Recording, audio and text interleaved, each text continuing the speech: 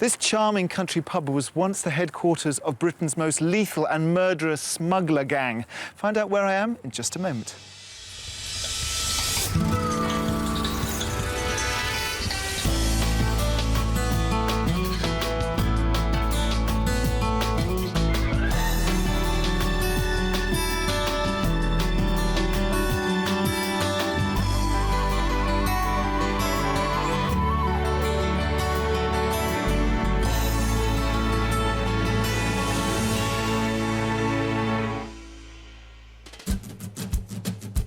Today I'm helping a project-loving retired couple find a beautiful home in the country.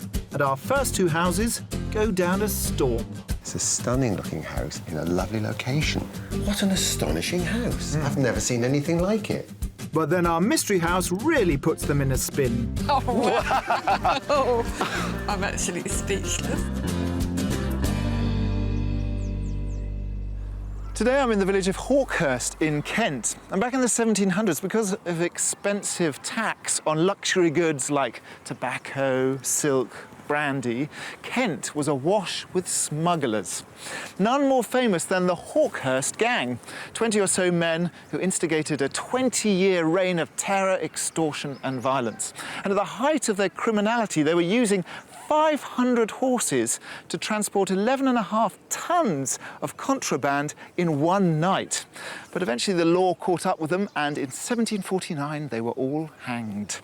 Peace came back to Kent, and as you're about to find out, there's a lot more to this county than just smuggling. Situated in the southeast of England, Kent is bordered by East Sussex, Surrey and Greater London, and boasts over 350 miles of coastline. To the south of the county sit the White Cliffs of Dover, which tower above the English Channel. These iconic chalk landmarks reach a height of more than 300 feet above sea level, and over the centuries have been seen as a symbolic protection against invasion. Away from the coast, there's the city of Canterbury, which is steeped in history and has a skyline dominated by its cathedral dating back to 597 AD. Kent is also famous for its fruit produce, and it's said that the north of the county produces the best apples, pears, plums and cherries in the world, giving rise to Kent's reputation as the Garden of England. Right now, the average price for a detached house in Kent is £316,000, which is £61,000 above the national average, which sounds expensive until you compare it to some of the home county heavyweights like Surrey or Buckinghamshire, where for the same sort of property you'd be paying £150,000 over the odds. So quite a good deal here in Kent. But let's take a look at what you could buy. For £400,000, this three-bedroom former coach house in Graveney could be yours. There's a wonderful sense of character in the huge reception hall, which continues in the double-aspect sitting room with its exposed beams. The kitchen features a range cooker, and upstairs there are a number of pretty country-style bedrooms. For around the £600,000 mark, there is this modern barn in Lenham, which was constructed using timbers from the original building that previously stood here. These feature in the vast sitting room and the kitchen. Outside there's a patio and mature borders set within the 2.5 acres of land. And if your budget can stretch to £825,000, this Georgian 5-bedroom detached house in Minster could be just right. Parts of the house date back to the 18th century, and it has its own indoor swimming pool. There are lovely high ceilings in the bedrooms, and the bathroom features a rather splendid roll-top bath with a window that provides views of the 2.5 acres of land. A stunning array of Kentish properties there, but let's meet the lucky couple who are planning to escape to this part of the country. Vic, a former Director of Education, and Terry, an ex-retail manager, have been together for 15 years and have 4 grown-up daughters between them. Making the most of their retirement, they took off round the world for 2 years, but now they're firmly back in the UK and have set their hearts on making a long-dreamed-of move to the countryside. We want to move to the country because we're both very much outdoor people. We enjoy gardening. I've got an allotment, so we enjoy growing our own vegetables. We also would like to have some hens and perhaps a little small holding. We're currently living in a town just outside Southampton, and we're on a busy road, and we're on the flight path into Southampton Airport. So we're looking for somewhere a little bit quieter in the country. Family ties have been a key factor in their considerations, as Terry wants to be closer to her elderly parents. But they're also keen to put their own personal stamp on any property by taking on a project. When we move, we're looking for something that we could leave our mark on, rather than something that would be all done. So it would have to be something very unusual if it was a house that was, a finished product, if you like. We really want to make our own mark. Initially, Vic and Terry's retirement saw them running a ski chalet in France. That experience provided them with a whole host of skills, and they're keen to utilise them when they start the next chapter of their lives. When we were skiing, we were actually running a ski chalet, so we were entertaining 8 guests, and we actually liked that type of environment. So a bed and breakfast or farm shop where we were selling the produce that we were growing would be quite nice. When we move, we want to carry on a very active lifestyle that we've got at the moment. And we don't really like to describe this as retirement, do we? We call this as a sort of a life-changing opportunity. As for the rest of the wish list, it seems our buyers are very flexible. We really like properties with character. So we like the Inglenook fireplaces, we like beams, we like low ceilings, but we also like something that's ultra-modern. We're sort of really open-minded on our next move. Ideally, we'd like 3 bedrooms, a good-sized kitchen. We definitely would have at least an acre. Outbuildings, definitely a garage. Put cars in for Vic to tinker around in. Just one more thing to consider, and that's the finances. Ideally, our budget would be £650,000. But if there's the potential for a business opportunity, we could probably stretch to 800,000.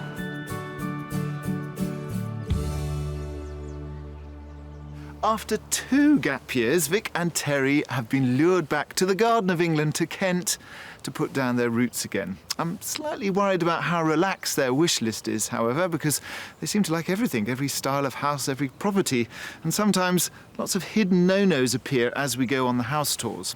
But they do have a very healthy budget, £800,000, if we can find them the perfect country business. So let's get stuck in, but not with a cooking app.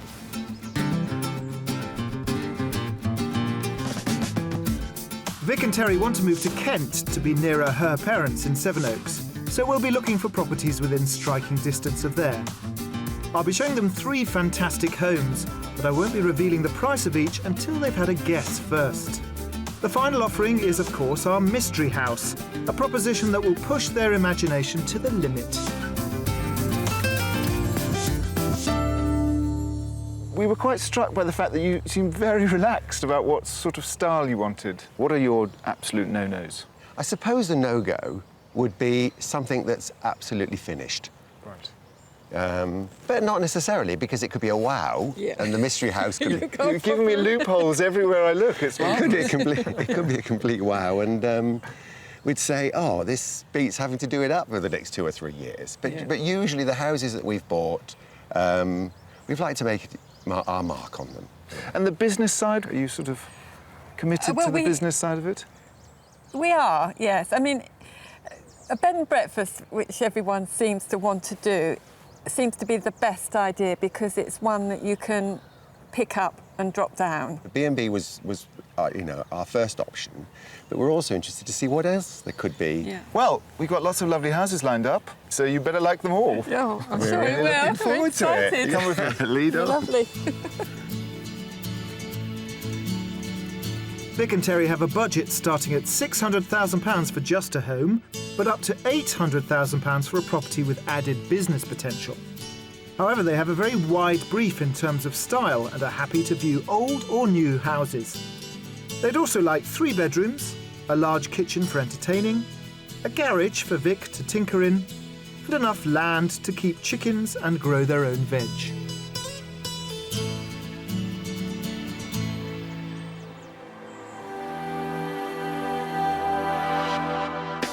We're kicking off our property search in Norton, which is around 50 minutes from Terry's parents in Sevenoaks. In this idyllic rural spot, our buyers will be able to have a pint at the local pub after a spot of cricket on the village green. This is apple-growing country, and it's no surprise that the charming Church of St Mary stands in an orchard.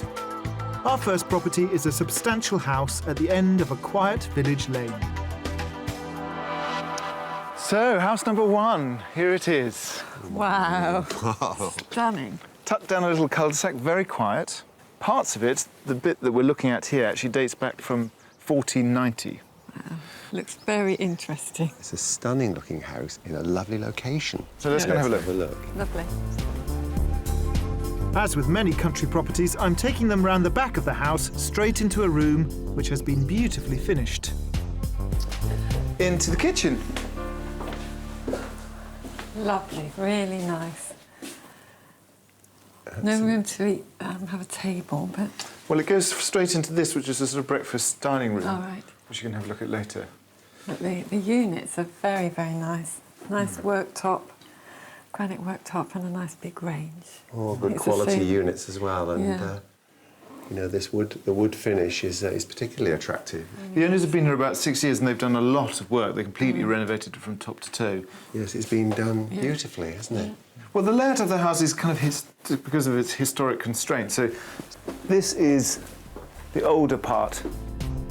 Off the kitchen is a handy utility room with the same oak finish. But now let's take a look at the heart of this home. So here we are in the kind of historic centre of the house. This is really old, isn't it? Just Panelled. about stand up. You can. I'm all right. Just about. Swivel on the beam. This is magnificent, isn't it? All the original Yeah. panelling still in place. Which is really nice. And through there's a very lovely downstairs bathroom with a shower. It's got lots of sort of nooks and crannies, this house. Yeah. It's quite a surprise to come into this, isn't Yeah. it? You know, in so many houses, all of this woodwork would have been taken out. Yeah. It's been left in here, and the wood panelling that's been left up. And this is the kernel of the house. So everything grows out of this, which would have been the original little cottage around the hearth. Oh, I think And this is that's absolutely wonderful.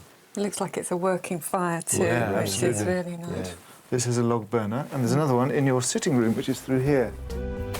On this floor, tucked behind the staircase, is a dining room, which is currently being used as an office. But I want to see what they make of the bright reception room. See, this would have been a 19th century extension.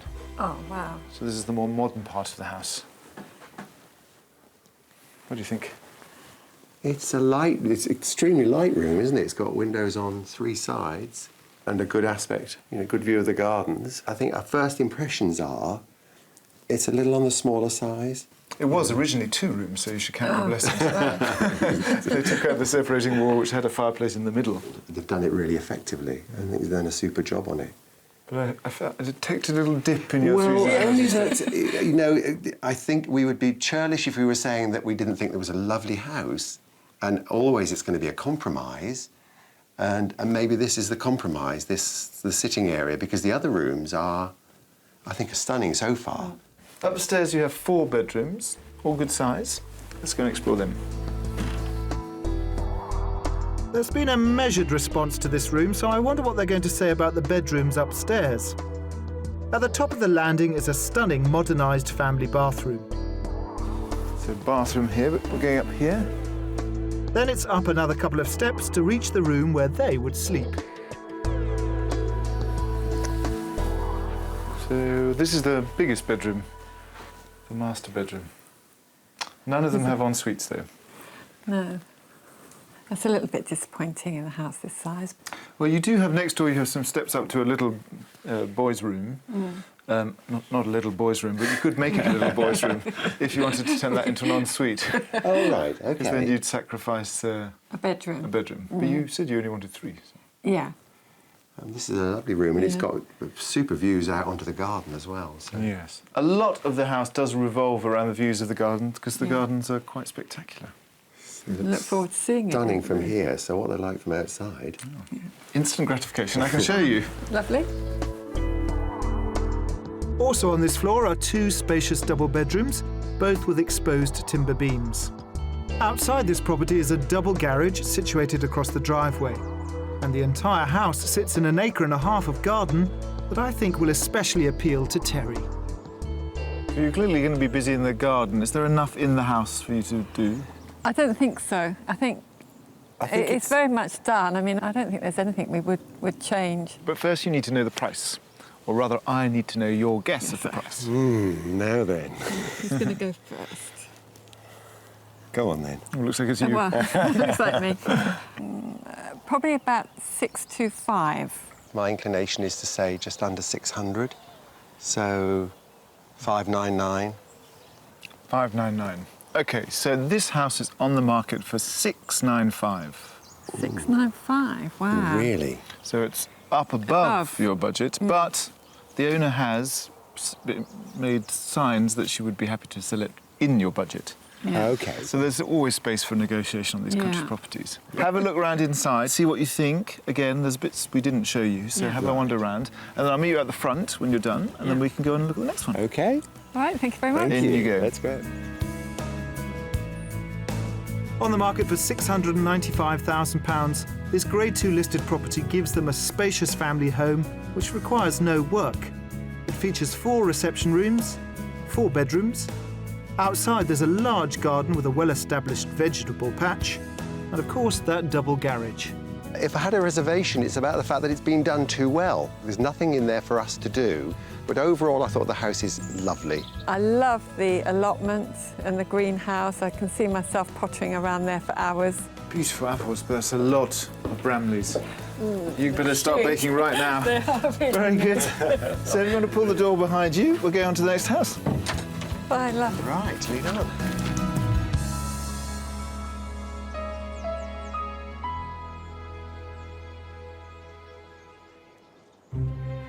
The number of farm shops in the UK has blossomed in the last decade to over 1,000, and the Kent countryside is home to around 100 of these small outlets dedicated to stocking local produce. As Vic and Terry have toyed with the idea of running one themselves, earlier in the week we arranged for them to meet Helen Baird, who quit life as a city lawyer and now runs her own village store.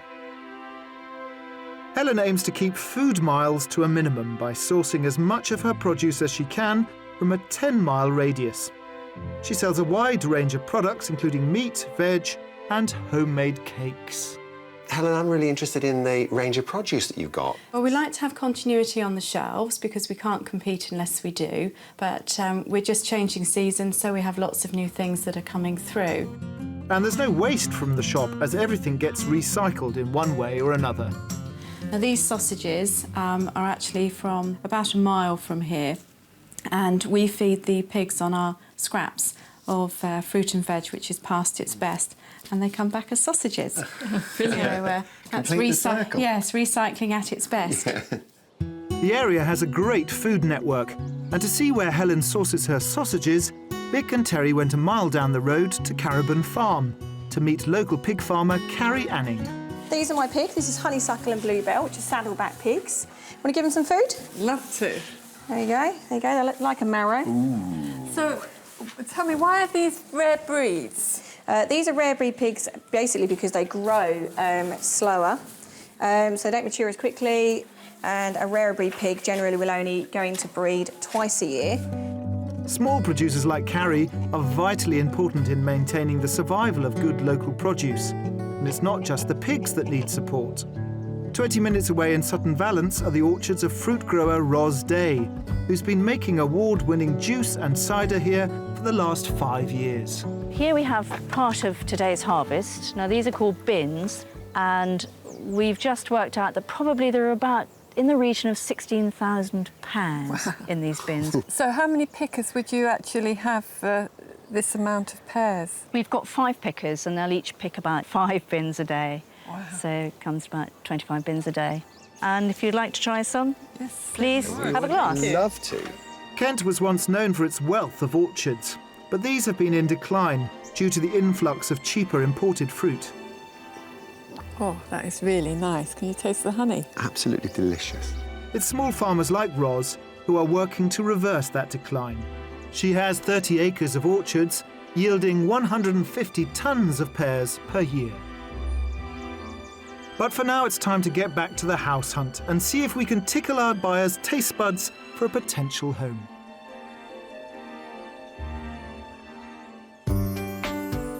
For our second property, we've travelled to the village of Marden, which is 40 minutes east of Terry's parents in Sevenoaks.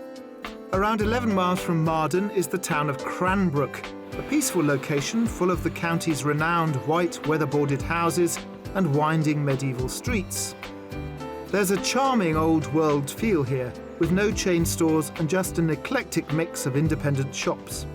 Cranbrook also features Union Mill, which is the tallest smock mill in England, and looms over the high street.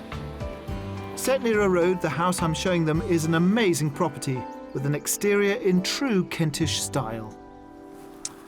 OK, house number 2. This is a very quirky house. Wow.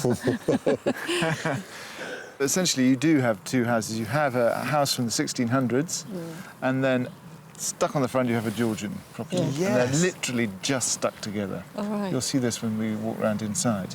And to give them a little bit of continuity, they've put on this very typical Kent weatherboarding. And as with many grand houses built by the rich farmer, it used to be on a busy cart track, which is now sadly quite a busy road.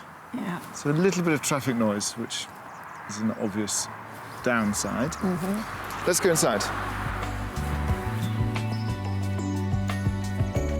First up, the kitchen, which I know is the most important room for keen cook Terry.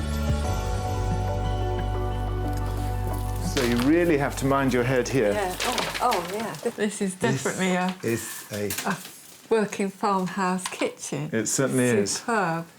Look, they've even cut the table round the island. Brilliant. It's What very, a clever idea. It's very tailor-made, this house. Yes. What's lovely, I think, are the bones of this property, although some of them are slightly crooked. You've got this amazing, proper old ingle nook. This would have been the original from the 1600s. The big beam across the top and a log burner which throws out loads of heat. Well, the old bones continue through here. Next door to the kitchen is a splendid living room. Much more headroom here, but equally old. Oh, wow. Quite a few beams here. Yeah. This is lovely. So this is Really obviously nice still the size. Tudor part, 1600s. Very unusual that it's got such ceiling height, and especially when you compare it with the kitchen, where the ceiling height is probably half this in place. Yeah. It's a stunning room, this one.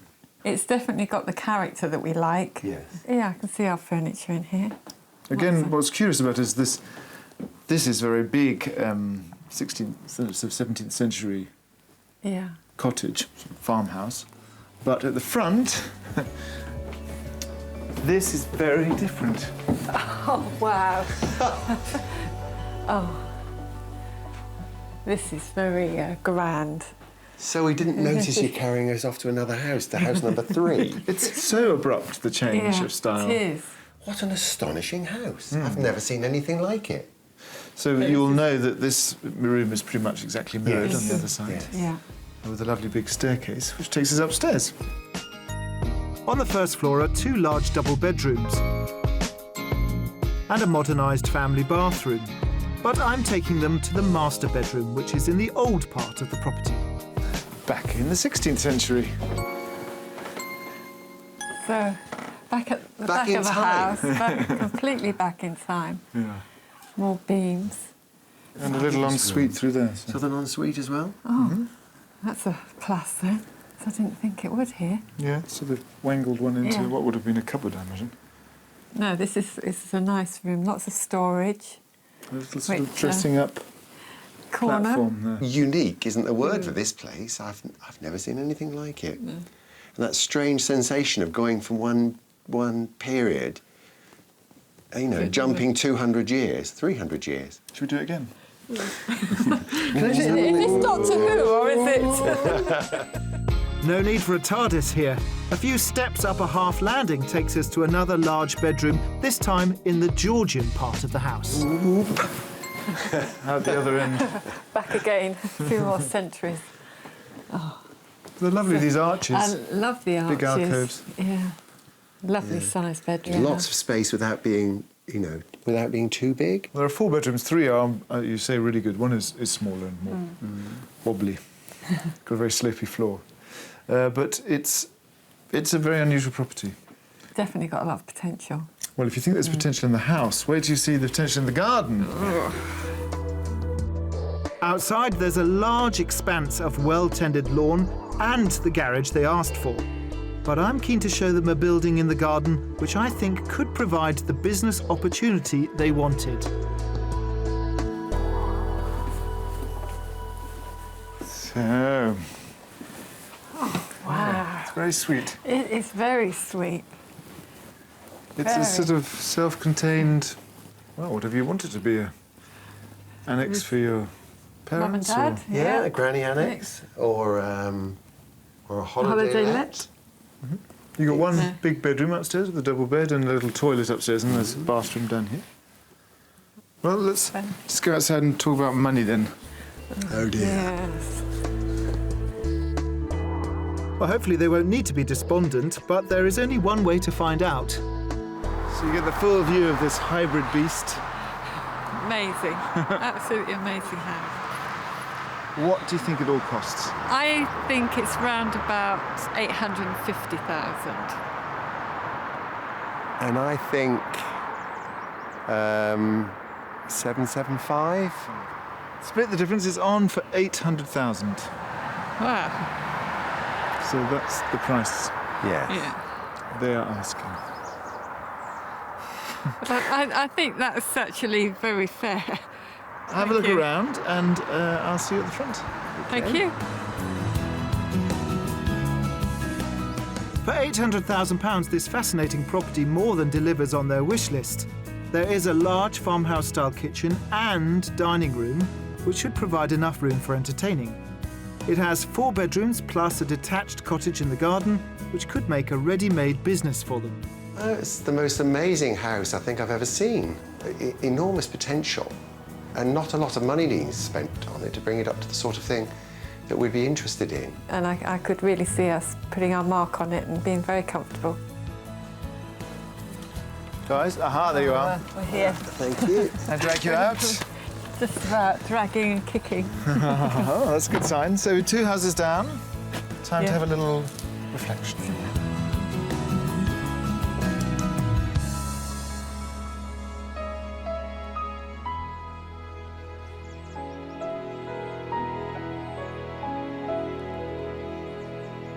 As the sun sets over the Kent countryside, day 1 of our property search draws to a close.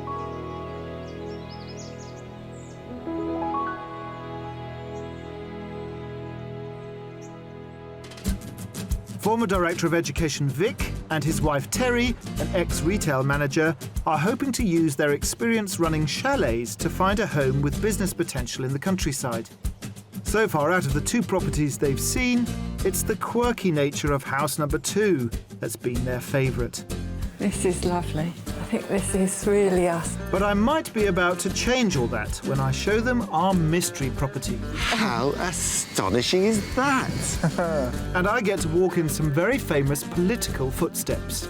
He always insisted there was a Dundee cake on the table, otherwise he wouldn't sit down.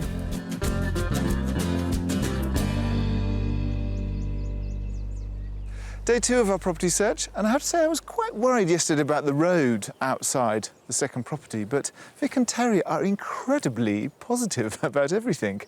We thought that maybe that they were just being nice and actually they had this hidden agenda of no-nos, but they see the best in every house we've shown them. So I think they're going to love the mystery house.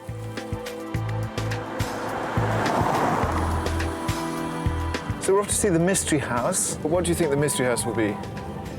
Well, we've gone from perhaps just a barn to, I think it possibly could be a shop, a business already set up with living accommodation. Potentially falling down? How would you feel about that if we were to give you something that required lots and lots of work? Oh, I think we'd be excited about that. Oh, yes, Yes, yeah. yes.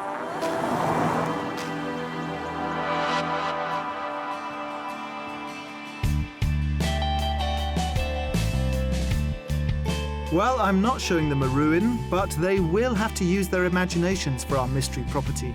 It's situated in Chislett on the North Kent coast, around an hour away from Sevenoaks.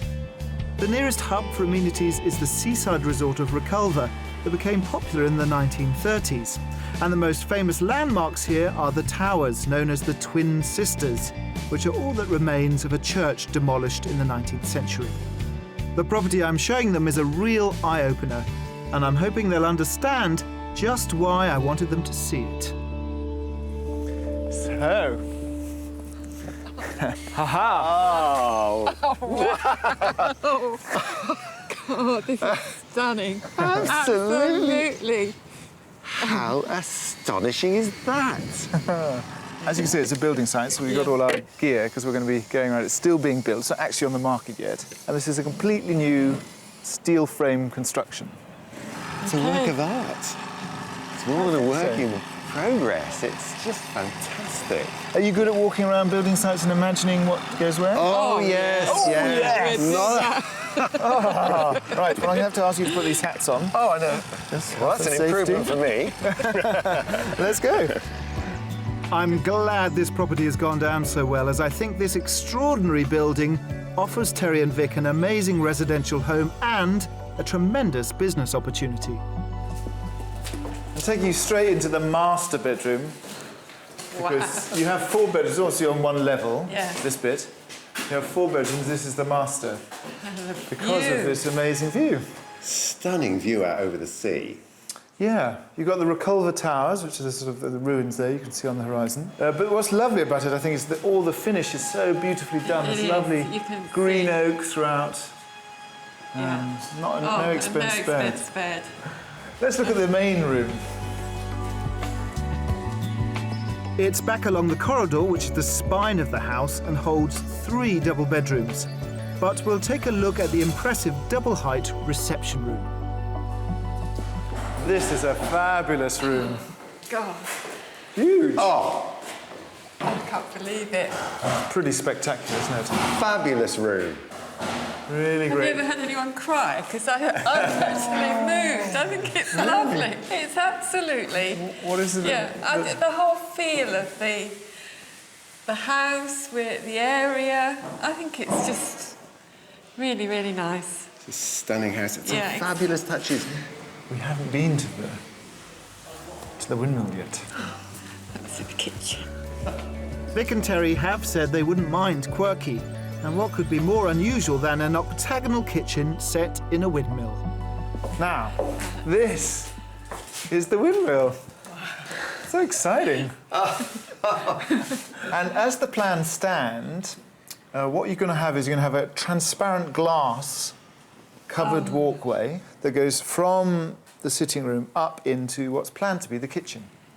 Oh, I'm actually speechless. How are you with heights? Oh, good. That's what I wanted to hear. Another option for our buyers could be for Terry's mother to come and live with them, especially if they gave her a room in the main part of the house while keeping the rest for themselves. Time to show them what could be their bedroom at the top of the windmill, which will be finished off with sails and dark timber weatherboarding. Until the house is completed, we have to access the top room from the outside, and there are 4 stories to climb. Give you a hand. Thank you. Nearly there. Come on in. Mind this big gap. Yeah. Ooh, it's quite deep. So, A room with a view. yeah, this will be a big glass panel. These will be windows. I can see the bed here. It's got to be a bedroom. You've got to. It's got to have Yeah. something up here, something special.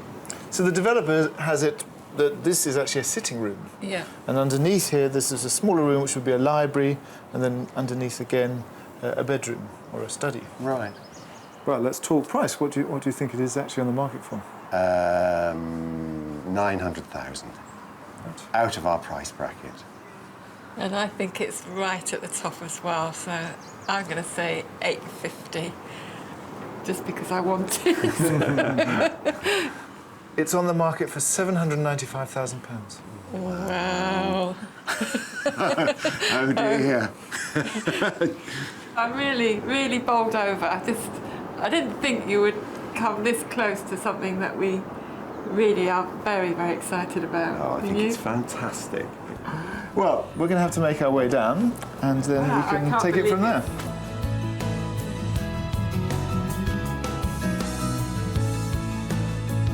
Priced at £795,000, the main building in this unique home has a wonderful double-height reception room and a total of 4 double bedrooms. Attached by a glass walkway is the windmill, where the kitchen and breakfast room will be. And above that, a study and further sitting room, all with stunning views. I can't believe that they've actually found something as an original piece. It's absolutely, really mind-blowing. Totally unique, yeah. Absolutely stunning. Hat hair. Hat hair, we've got hat hair. Hat hair? You don't have hat hair. No, I think I'd prefer to leave the hat on. Right, well, time to leave the worksite, I'm afraid. You excited? Very excited. Yep, Pleased with the Mystery House? very, very pleased. Gold star? Absolutely. Double gold star. Double Excellent, gold star. come with me.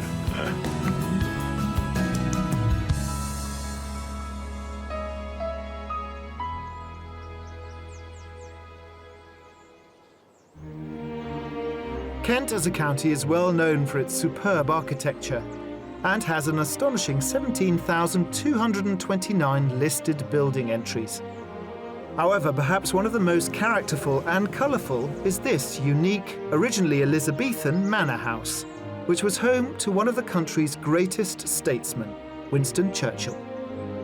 Churchill made Chartwell House, here in Westerham, his home from 1924 to his death in 1965.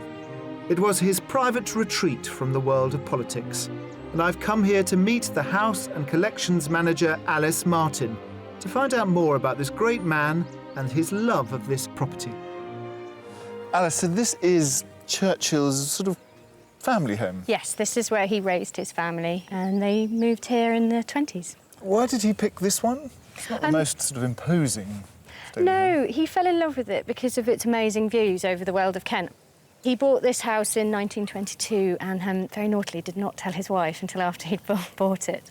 Clementine actually never really liked the house, not like Winston did. She knew it was a bit too much for them. It would get them into financial trouble. And did it? It did. They had to put it on the market a few times. It was eventually saved for Winston by a group of friends and admirers who actually purchased it with the proviso he could live here for the rest of his life. The central section of the house is a hunting lodge that dates back to the 1500s, with wings on the end added in the Victorian era. Alice, this is a beautiful room. It's very 1930s. Churchill bought the house and he had it hugely renovated, so this is a 20s extension. It's beautiful because you see the whole view. Yeah, he bought the house for the view. That's what he fell in love with, and they would have spent a lot of time in here having tea. He always insisted there was a Dundee cake on the table, otherwise he wouldn't sit down. Winston and Clementine loved entertaining, and the dining room is very much the heart of the house. The rooms Churchill added all have large windows to take advantage of the views across the Weald of Kent. And who famous would have sat around this table? Let's give a little roll call of names. Well, obviously, a lot of the generals during the Second World War. Einstein visited here. That's a good name, Yeah, Einstein. sadly didn't sign the visitor's book, which is a great shame. Charlie Chaplin came here. He did sign the book. Yeah, so we've got Great and the good. Churchill was a prolific writer who relied on his books and journalism to provide an income all his life. He wrote in this study.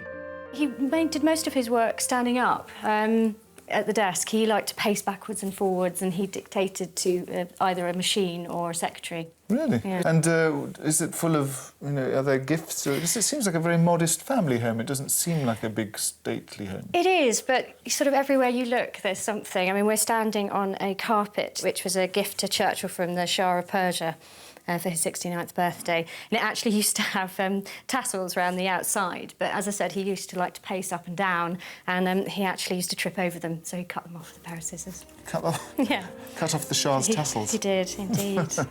Churchill was also an enthusiastic painter, and Chartwell holds over 170 of his works. He retreated into this world later in life, after he was forced to resign from the cabinet.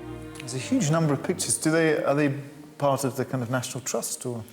Some of them belong to the National Trust, others belong to sort of private lenders to us. But actually all the copyright of the images belongs to Churchill Heritage, which is administered by the family. So what, he was a great painter, and it was a sort of therapy for him, wasn't it? It was. He came to it quite late in life. When he was about 40, he had a kind of disastrous event happen to him over the Dardanelles campaign, which he was partly blamed for. And it really knocked him back, and he thought it might actually end his career. And he was suggested that therapy, it might be therapeutic to do painting. He needed painting as a solace to keep his mind active. Chartwell offers a fascinating glimpse into the private life of one of Britain's greatest statesmen. And as Vic and Terry are keen history buffs, this could be just one of the many historic houses they'd like to visit when they make their move to Kent. But for now, it's time to find out whether any of our properties have hit the mark. Well, the first house, in many ways, was picture perfect and nearly perfectly ready to move in. Yeah. My only reservation for that one was possibly the lounge. I would like perhaps a little bit larger, but that was the only thing I could fault it on. It was very, very nice, wasn't it? It was a fantastic house. It had all of those really interesting features. The main reception area with all the wood panelling. It was a stunning house. And as Terry said, we could have moved in tomorrow, but the issue for us was it really was a bit too perfect. There was really nothing for us to do. It would have been difficult other than change the colour of it. I think, as you said, I think that's probably the only thing we could have done. The second house, well, there were lots of things you could do to this, but what about you living there? Was it an option? The options are all there. As far as a bed and breakfast was concerned, we couldn't really see where we could fit the en-suites onto those rooms. So lots of concerns. Until we got to the mystery house, where suddenly the sun came out. Certainly did. And a tear. And a tear, yeah. Yeah, I think we were both blown away. So it's quite an unusual property. How do you think you would use it? It is very unique, and the mill itself, I think, would be a very nice self-contained unit for holiday lets.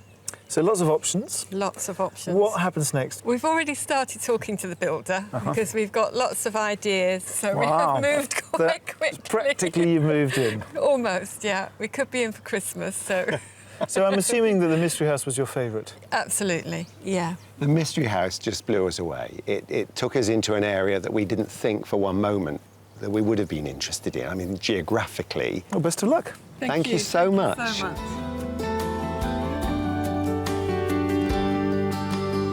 What a lovely couple Vic and Terry were. I was a bit worried that they wanted so many different things at the beginning of the show, except not being too far away from Sevenoaks, and all our properties were far away from Sevenoaks, but it did open their eyes to bits of Kent that they hadn't looked at, and that turned out to be a very good thing.